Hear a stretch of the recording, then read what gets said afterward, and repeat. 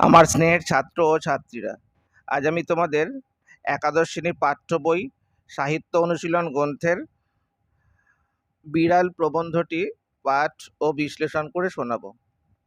প্রথমেই বলে রাখি, তোমাদের চ্যানেলে নতুন হয়ে থাকলে অবশ্যই চ্যানেলটিকে সাবস্ক্রাইব করে নিও। প্রথম থেকে শেষ পর্যন্ত দেখো, যেহেতু তোমাদের এমসিকিউ কোশ্চেন আসবে, প্রত্যেকটা লাইন থেকে কিভাবে কোশ্চেন আসবে সেই জায়গাগুলো তোমাদের বিশেষভাবে আলোচনা করে দেব, দাগ দিয়ে নিতে বলবো, যেগুলো তোমাদের পরীক্ষায় অনেক সহযোগিতা করবে। প্রথম থেকে শেষ পর্যন্ত শোনো। আমি আমি অর্থাৎ কমলাকান্ত। কেন এই পাঠ্যাংশটা, বিড়াল প্রবন্ধটা তোমাদের নেওয়া হয়েছে কমলাকান্তের দপ্তর গ্রন্থ থেকে। আমি শয়নগৃহে চারপাইয়ের ওপর বসিয়া হুঁকা হাতে ঝিমাইতেছিলাম। আমি অর্থাৎ কমলাকান্ত হুঁকো হাতে ঝিমাচ্ছিলেন। চারপাই মানে একটা টুল বা বিছানা, চৌকি। আর একটু মিটমিট করিয়া ক্ষুদ্র আলো জ্বলিতেছে ঘরের মধ্যে। একটা ছোট্ট আলো জ্বলছে, বিটবিট করে আলো জ্বলছে। আর দেওয়ালের ওপর চঞ্চল ছায়া প্রেতবৎ নাচছে। একটা চঞ্চল ছায়াটা নড়ছে আর প্রেতের মতো নাচছে। আর আহার প্রস্তুত হয় নাই, তখনও কমলাকান্তের আহার প্রস্তুত হয়নি। আর এই জন্য হুঁকা হাতে নিমীলিত নয়নে আমি ভাবিতেছিলাম যে আমি মানে কমলাকান্ত বারবার বলছি, নেপোলিয়ন হইতাম, তবে ওয়াটারলুর যুদ্ধে জিতিতে পারিতাম কি না। আমি বসে বসে ঝিমাচ্ছি আর ওয়াটারলুর যুদ্ধ সম্পর্কে ভাবছি যে আমি নেপোলিয়ন হলে কি জিততে পারতাম। ঠিক এমন সময় একটা ক্ষুদ্র শব্দটা কি? বিড়ালের ডাক, মেও। আমি তখন চেয়ে দেখলাম, কিন্তু হঠাৎ কিছু বুঝতে পারলাম না, কেননা বোঝার মতো অবস্থায় তখন ছিলাম না। কেন? একটু নেশাগ্রস্ত অবস্থায় ছিলাম। তাই প্রথমে মনে হলো ওয়েলিংটন বুঝি বিড়ালত্ব প্রাপ্ত হইয়া আমার নিকট আফিম ভিক্ষা করিতে আসিয়াছে। প্রথম উদ্যমে পাষাণবৎ কঠিন হইয়া বলিব মনে করিলাম যে ডিউক মহাশয়কে ইতিপূর্বে যথোচিত পুরস্কার দেওয়া গিয়াছে, তাই এক্ষণে আর অতিরিক্ত পুরস্কার দেওয়া যাইতে পারে না। শুধু তাই নয়, বিশেষ অপরিমিত লোভ ভালো নয়। লাইনটা দাগ দিয়ে রাখতে পারো, বিশেষ অপরিমিত লোভ ভালো নয়। ডিউক আবার বলল, মেও। এই দ্বিতীয়বার বিড়ালের ডাক শোনা গেল। তো দ্বিতীয়বার বিড়ালের ডাক শুনে আমি তখন কি করলাম? চক্ষু চাহিয়া ভালো করিয়া দেখিলাম। কি দেখলাম? না, দেখলাম ওয়েলিংটন নয়, একটা ক্ষুদ্র মার্জার মানে বিড়াল, একটা ছোট্ট বিড়াল। প্রসন্ন আমার জন্য যে দুগ্ধ রাখিয়া গিয়াছিল। প্রসন্নকে? প্রসন্ন হচ্ছে কমলাকান্তের বাড়ির কাজের লোক। প্রসন্ন আমার জন্য যে দুগ্ধ মানে দুধ রাখিয়া গিয়াছিল, তাহা নিঃশেষ করিয়া উদরসাৎ করিয়াছে, একেবারে খেয়ে ফেলেছে। উদরসাৎ করা মানে একদম পেটে পুরে দিয়েছে। আর আমি তখন ওয়াটারলুর মাঠে বুদ্ধ রচনায় ব্যস্ত। ওয়াটারলু মাঠে বুদ্ধ রচনা মানে ঘেরাটোপ, কিভাবে আমি শত্রু সৈন্য ঘিরে ফেলতে পারবো, সেই সমস্ত নিয়ে আমি ব্যস্ত ছিলাম। তাই অত দেখি নাই। এক্ষণে মার্জার সুন্দরী, বিড়ালকে দেখো বলা হচ্ছে মার্জার সুন্দরী, নির্জল দুগ্ধপান। নির্জল দুগ্ধ মানে খাঁটি দুধ, যাতে জলবিহীন দুধ, নির্জলা দুধ, যেখানে জল নেই। নির্জল দুগ্ধপানে পরিতৃপ্ত হইয়া আপন মনের সুখ এ জগতে প্রকটিত করিবার অভিপ্রায় মানে ইচ্ছে। আর অতি মধুর স্বরে বলিতেছেন, মেও। বিড়ালের ডাক, মেও, ডাকছে মেও। তো আমি তখন বলছে, দেখো, যে বলিতে পারি না বুঝি, তাহার ভিতর একটু ব্যঙ্গ ছিল। অর্থাৎ বিড়ালের এই মেও ডাকে একটু ব্যঙ্গ ছিল। বিড়াল হয়তো এটাই বোঝাতে চেয়েছে, দেখো, যে মার্জার মনে মনে হাসিয়া আমার পানে ভাবিতেছিল, কেহ মরে বিল ছেঁচে, কেহ খায় কই। অর্থাৎ যে কার জন্য দুধ রাখা ছিল আর কে খেয়ে নিল। প্রসন্ন কমলাকান্তের জন্য দুধ রেখে গিয়েছিল, কিন্তু সেই দুধ বিড়াল উদরসাৎ করেছে। সেটাই এখানে বিড়াল তার কথার মধ্য দিয়ে ব্যঙ্গস্বরে বলতে চাইছে, যে কেহ মরে বিল ছেঁচে, কেহ খায়, কার জন্য রাখা আর কে খেয়ে নিল। বুঝি সে মেয় শব্দে একটু মন বুঝিবার অভিপ্রায় ছিল। অর্থাৎ দুধটা খেয়েছে আমি তাকে বা আমি তার প্রতি কী রূপ ব্যবহার করব সেটাও সে বুঝতে চেয়েছিল। বুঝি বিড়ালের মনের ভাব, তোমার তো দুধ খাইয়া বসিয়া আছি, এখন বলো কি, তুমি মারবে না ধরবে না তাড়া করবে, কি করবে করো, আমি কিন্তু তোমার দুধ খেয়ে নিয়েছি। যাই হোক, বলি কমলাকান্ত বলি আর কি, আমি তো ঠিক করিতেই পারিলাম না। কেননা কেন পারলাম না? না, দুধ আমার বাপেরও নয়, দুধ মঙ্গলার, মঙ্গলা হচ্ছে গাভীটার নাম, যে গাভী দুধ দিয়েছে, আর সেই দুধ দোহন করেছে প্রসন্ন গোয়ালিনী, যে কিনা কমলাকান্তের বাড়ির কাজের লোক। এগুলো কিন্তু প্রশ্ন আসে। অতএব সে দুগ্ধে আমারও যে অধিকার, বিড়ালেরও তাই, অর্থাৎ বিড়াল দুধ খেয়েছে, আমি কিছু বলতে পারবো না, সুতরাং আমি রাগ করিতে পারি না। কার ওপর? বিড়ালের ওপর। তবে চিরাগত একটা প্রথা আছে, এটাও প্রশ্নে আসে, চিরাগত প্রথাটি কি? তার পরের অংশেই উত্তর আছে, দেখো, বিড়াল দুধ খেয়ে গেলে তাকে তাড়িয়ে মারতে যেতে হয়। অর্থাৎ চিরাগত প্রথাটা হচ্ছে যে বিড়াল যদি কোনোদিন তোমার দুধ খেয়ে যায়, তাকে অবশ্যই তোমরা মারতে যাবে। তো আমি যে চিরাগত প্রথার অবমাননা করিয়া মনুষ্যকুলে কুলাঙ্গার স্বরূপ পরিচিত হইব, এটাও বাঞ্ছনীয় নয়। এটা যদি প্রশ্ন আসে, দেখো, এটা বাঞ্ছনীয় নয়। কোনটা? যে আমি যদি বিড়ালটাকে না মানি, বিড়ালটাকে যদি কোনো শাস্তি না দিই, তাহলে তো আমাকে সবাই মনুষ্যকুলে কুলাঙ্গার বলবে। তাহলে কোনটা আমি করব? বিড়ালকে মারবো কি মারবো না? দোটানায় পড়ে আছেন কমলাকান্ত। তো কি জানি, এই মার্জারি যদি স্বজাতি মণ্ডলে কমলাকান্তকে কাপুরুষ বলিয়া উপহাস করে, অতএব পুরুষের ন্যায় আচরণ করাই বিধেয়। যদি বলে পুরুষের ন্যায় আচরণটা কি? যে বিড়াল দুধ খেয়ে গেছে, বিড়ালকে তোমাকে মারতে হবে। তো ইহা স্থির করিয়া সকাতর চিত্তে হস্ত হইতে হুঁকা নামাইয়া অনেক অনুসন্ধানে একটি ভগ্ন, ভগ্ন মানে ভাঙা, যষ্টি মানে লাঠি, আবিষ্কৃত করিয়া সগর্বে মার্জারির প্রতি ধাবমান হইলাম। অর্থাৎ সব কিছু ছেড়ে ছুড়ে দিয়ে বিড়ালকে মারার জন্য একটা লাঠি খুঁজলাম এবং বিড়ালের দিকে তেড়ে গেলাম, ধাবমান হলাম। আর এই বিড়াল আজ নতুন নয়, কমলাকান্তকে সে চিনত, কমলাকান্তের ঘরে তার যাওয়া আসা ছিল, তাই বলা হচ্ছে মার্জারি কমলাকান্তকে চিনিত। সে যষ্টি দেখিয়া, যষ্টি মানে তো বললাম লাঠি, যষ্টি দেখিয়া বিশেষ ভীত হওয়ার কোনো লক্ষণ প্রকাশ করিল না। অর্থাৎ সে যেমন বসেছিল বসেই রইল, কেবল আমার মুখ পানে চাহিয়া হাই তুলিয়া একটু সরিয়া বসিল আর বলল, মেও। প্রশ্ন বুঝিতে পারিয়া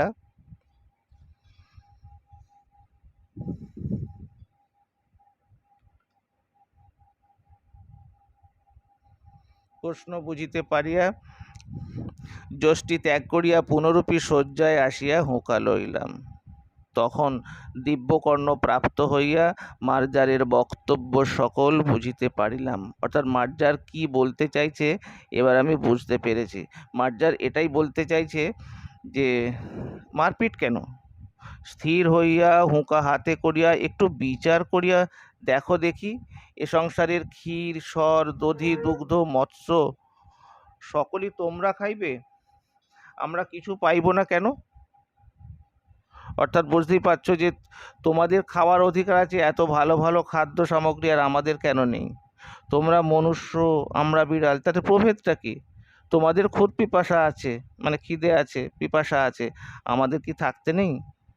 হ্যাঁ, তোমরা খাও, আমাদের তো কোনো আপত্তি নেই, কিন্তু আমরা খেলে তোমরা কোন শাস্ত্রানুসারে ঠ্যাঙা লাঠি লইয়া মারিতে আসো, তাহা আমি বহু অনুসন্ধানেও পাইলাম না। মানে কোনো বইতে লেখা আছে যে বিড়াল দুধ খেলে, মাছ মাংস খেলে তাকে মারতে হবে? কোথায় লেখা আছে দেখাও তো। তোমরা যখন খাও আমরা তো কিছু বলি না। তবে হ্যাঁ, তোমরা আমার কাছে কিছু উপদেশ গ্রহণ করো। আর তোমরা মানে মনুষ্য জাতি। বিজ্ঞ চতুষ্পদ বলতে বিড়াল নিজেকেই বিজ্ঞ চতুষ্পদ বলছেন।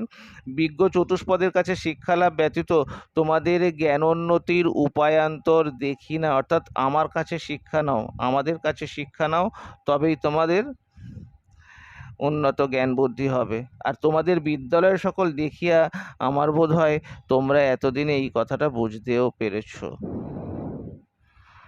বিড়ালের বক্তব্য শেষ আর হয় না, আবারও বলছেন, দেখো শয্যাশায়ী মানুষ, কমলাকান্তকে উদ্দেশ্য করে মানুষ, সকল মানুষের উদ্দেশ্যে বলছেন বিড়াল, দেখো শয্যাশায়ী মানুষ, ধর্ম কি সেটা যদি বলি, তো দেখো, তাহলে আমরা তো জানি পরোপকারী পরম ধর্ম, দাগ দিয়ে রাখো, পরোপকারী পরম ধর্ম। আর এই দুগ্ধটুকু পান করিয়া আমার পরম উপকার হইয়াছে। তোমার আহরিত, আহরিত মানে সংগৃহীত, তোমার সংগৃহীত দুগ্ধে এই পরোপকার সিদ্ধ হইল, অতএব তুমি সেই পরম ধর্মের ফল ভাগী। তা সে আমি চুরি করি আর যাই করি, আমি কিন্তু তোমার ধর্ম সঞ্চয়ের মূলীভূত কারণ, এটা জেনে রেখো। অতএব আমাকে প্রহার না করিয়া আমার প্রশংসা করো। কেন, কেন প্রশংসা করবেন আমার? না, আমি তোমার ধর্মের সহায়। বিড়ালের জ্ঞান দেওয়ার আর শেষ নেই। দেখো, দেখো, আমি চোর বটে, হ্যাঁ, দুধ চুরি করে খেয়েছি, চোর বটে, কিন্তু আমি কি সাধ করে চোর হয়েছি? খেতে পেলে কি কেউ কখনো চোর হয়? আর দেখো, যারা বড় বড় সাধু চোরের নামে শিহরিয়া ওঠেন, আর তাহারা অনেকে চোর অপেক্ষাও অধার্মিক। তাহাদের চুরি করিবার প্রয়োজন নেই বলেই তারা চুরি করে না, কিন্তু তাহাদের প্রয়োজনাতীত ধন থাকতেও চোরের প্রতি মুখ তুলে তারা চাহেন না, ইহাতেই তো চোরে চুরি করে। তবে অধর্ম চোরের নয়, চোরে যে চুরি করে সেই অধর্ম কৃপণ ধনীর। তবে হ্যাঁ, চোর দোষী বটে, কৃপণ ধনী তদপেক্ষা শত গুণে দোষী। চোরের দণ্ড হয়, কিন্তু চুরির মূল যে কৃপণ, তার দণ্ড হয় না কেন? এ সমস্ত প্রশ্নের উত্তর কে দেবে? দেখো, বিড়াল কিন্তু একের পর এক বলেই যাচ্ছে, কমলাকান্ত শুনেই যাচ্ছে। বিড়ালের কথার মধ্যে কিন্তু যুক্তি আছে, প্রত্যেকটা কথার যুক্তি দিয়ে সে বোঝানোর চেষ্টা করছে। দেখো, আমরা মানে আমি প্রাচীরে প্রাচীরে মেয় মেয় করে বেড়াই, কেউ আমাকে মাছের কাঁটাখানাও ফেলিয়ে দেয় না। মাছের কাঁটা, পাতের ভাত নর্দমায় নর্দমায় ফেলে দেয়, জলে ফেলে দেয়, তথাপি আমাকে ডেকে দেয় না। হ্যাঁ, তোমাদের পেট ভরা, আমার পেটের ক্ষুধা বুঝবে কি প্রকারে? হায়, দরিদ্রের জন্য ব্যথিত হইলে তোমাদের কিছু অগৌরব আছে? আমার মতো দরিদ্রের ব্যথায় ব্যথিত হওয়া লজ্জার কথা, সন্দেহ নেই। যে কখনো অন্ধকে মুষ্টি ভিক্ষা দেয় না, সেও একটা বড়, কি বলবো, সেও একটা বড় রাজা। ফাঁপড়ে পড়িলে, ফাঁপড়ে মানে বিপদে পড়িলে রাত্রে ঘুমায় না। সকলেই পরের ব্যথায় ব্যথিত হইতে রাজি, তবে ছোট লোকের দুঃখে কাতর, ছি, কে হবে? কেউ হবে না, ছোট লোকের দুঃখে কাতর হতে কেউ চায় না।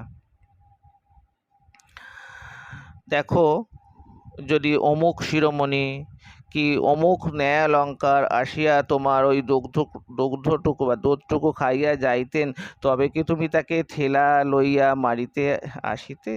বরং জোড়হাত করিয়া বলিতে, আর একটু আনিয়া দিব কি? তবে আমার বেলা লাঠি কেন? যদি তোমার পরিচিত কেউ আসতো, তাহলে তুমি তাকেই, যে পেট ভরা খেয়ে এসেছে, তাকে তুমি জোর করে খাওয়াতে যেতে। আর আমি অভুক্ত অবস্থায় তোমার এই দুধটুকু খেয়েছি বলে তুমি আমাকে মারতে এসেছো। কেন এমন করো? তুমি বলিবে, ও তারা তো অতি পণ্ডিত, তারা তো অতি মান্য লোক। তবে পণ্ডিত বা মান্য বলে কি আমার অপেক্ষা তাদের ক্ষুধা অনেক বেশি? তা তো নয়। আসলে তেলা মাথায় তেল দেওয়া মনুষ্য জাতির রোগ। যার আছে তাকেই তোমরা অনেক বেশি, তার জন্য আহারের ব্যবস্থা করো। আর কেননা দরিদ্রের ক্ষুধা তোমরা কেন কেউই বোঝে না, দরিদ্র মানুষের ক্ষুধা কেউ বোঝে না। যে খেতে পেলে, যাকে খেতে বললে বিরক্ত হয়, তার জন্য তোমরা ভোজের আয়োজন করো, তার জন্য তোমরা ভোজের আয়োজন করো। আর যে ক্ষুধার জ্বালায় বিনা আহ্বানেই তোমার অন্ন খেয়ে গেল, তাকে তোমরা চোর বলে দণ্ড করো। ছি, ছি, মনুষ্য সমাজের উদ্দেশ্যে বিড়ালের উক্তি ধিক্কারজনক। আর দেখো আমাদের দশা, দেখো দেখো প্রাচীরে প্রাচীরে, প্রাঙ্গণে প্রাঙ্গণে, প্রাসাদে প্রাসাদে ম্যাও ম্যাও করে আমরা চারিদিক দৃষ্টি করিতেছি, চারিদিকে তাকাচ্ছি, কেউ কিন্তু আমাদেরকে মাছের কাঁটাখানা ফেলিয়া দেয় না। যদি কেহ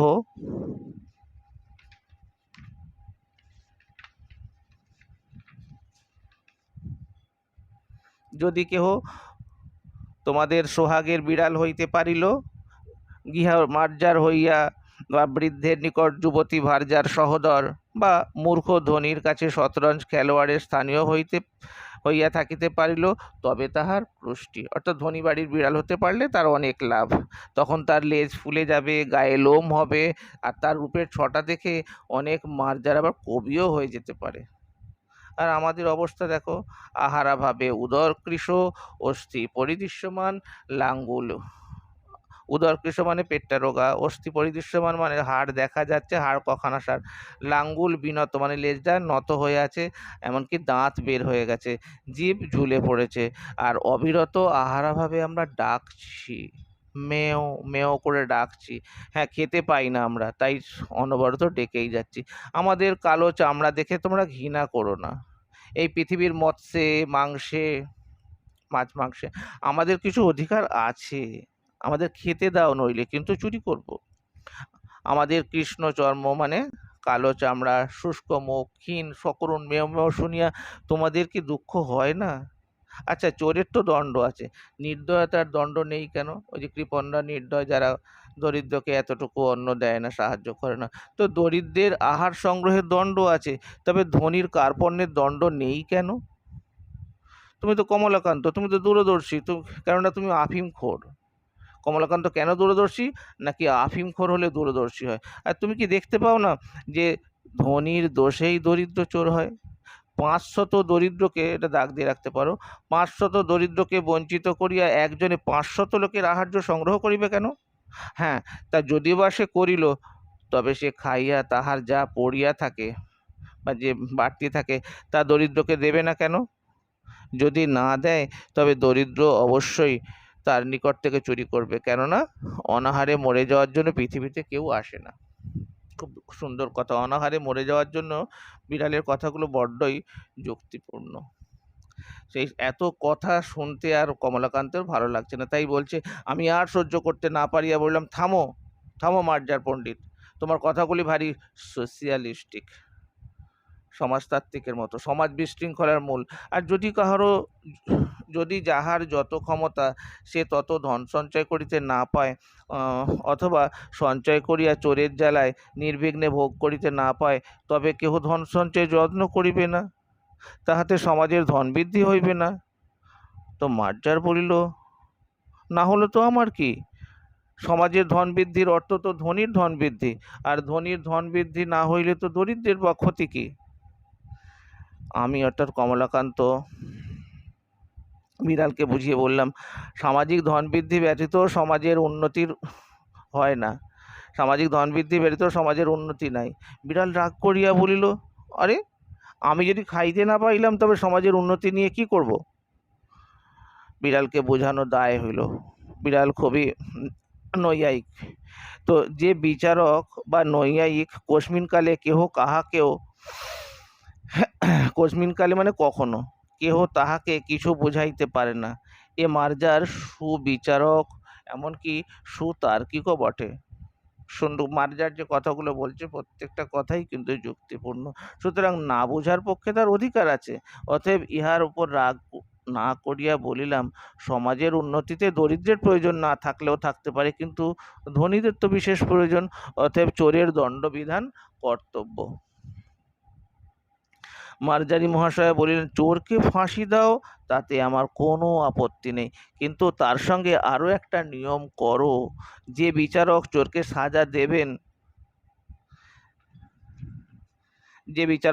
সাজা দেবেন, তার আগে তিনি যেন ৩ দিবস উপবাস করে থাকেন। আর তাতে যদি তার চুরি করে খেতে ইচ্ছে না হয়, তবে তিনি স্বচ্ছন্দে চোরকে ফাঁসি দেবেন। আর তুমি আমাকে লাঠি নিয়ে মারতে এসেছিলে না, তুমি আজ থেকে ৩ দিন উপবাস করে দেখো, তুমি যদি ইতিমধ্যে নসিরামবাবুর ভাড়ার ঘরে ধরা না পড়, নসিরামবাবু মানে যে তোমার খাদ্য সামগ্রীর গন্ধ তোমার নাকে না আসে। মানে তোমার খেতে ইচ্ছে না হয়, তবে তুমি আমাকে ঠেঙিয়ে মারতে এসো, তখন আমি আপত্তি করব না। যাই হোক, বিজ্ঞ লোকের মতো এই যে যখন বিচারে পরাস্ত হইবে তখন গম্ভীরভাবে উপদেশ প্রদান করিবে। আমি সেই প্রথানুসারে মার্জারকে বলিলাম যে, কোটেশন আছে, এ সকল অতি নীতিবিরুদ্ধ কথা, ইহার আন্দোলনেও পাপ, ইহার আন্দোলনেও পাপ পাপ আছে। আর তুমি এ সকল দুশ্চিন্তা পরিত্যাগ করিয়া ধর্মাচরণে মন দাও। আর তুমি যদি চাও, তবে তোমার পাঠার্থে, মানে পাঠের জন্য তোমাকে আমি নিউম্যান বা পার্কারের, এটা পার্কারের হবে, পার্কারের গ্রন্থ দিতে পারি। আর কমলাকান্ত দপ্তর পড়িলেও তোমার কিছু উপকার হতে পারে। আর কিছু না হোক বা না হোক, অন্তত আফিমের অসীম মহিমা বুঝতে পারবে। আফিমের অসীম মহিমা বুঝতে পারে কমলাকান্ত দপ্তর পড়লে। তো এ স্থলে বা এক্ষণে স্বস্থানে গমন করো, প্রসন্ন কাল কিছু ছানা দেবে বলেছে, জলযোগের সময় এসো, আর তখন উভয়ে ভাগ করে খাবো। অদ্য আর কারো হাঁড়ি খেও না, বরং ক্ষুধায় যদি নিতান্ত অধীরা হও তবে পুনর্বার আসিও। যদি তোমার প্রচণ্ড খিদে পায় তাহলে এসো, 1 সরিষা ভর আফিম দেব। মার্জার বলল, আফিমের আমার বিশেষ প্রয়োজন নাই, তবে হাঁড়ি খাওয়ার কথা সেটা কিন্তু ক্ষুধানুসারে বিবেচনা করা যাবে। হাঁড়ি খাবো কি খাবো না, কতটা ক্ষুধা পাবে সেটা আমি বুঝে বলবো, বুঝে দেখবো, ব্যবস্থা নেব। মার্জার বিদায় হলো। এক পতিত আত্মাকে অন্ধকার হইতে আলোকে আনিয়াছি ভাবিয়া কমলাকান্তের বড় আনন্দ হলো। কি কমলাকান্ত চক্রবর্তী। ভিডিওটা শেষ পর্যন্ত দেখার জন্য তোমাদের অসংখ্য ধন্যবাদ। কেমন হলো ভিডিওটা তোমরা অবশ্যই কমেন্ট করে জানিও, কে কোথা থেকে দেখছো কমেন্ট করে জানিও। আর ভালো লাগলে বন্ধুদের মাঝে শেয়ার করে দিও।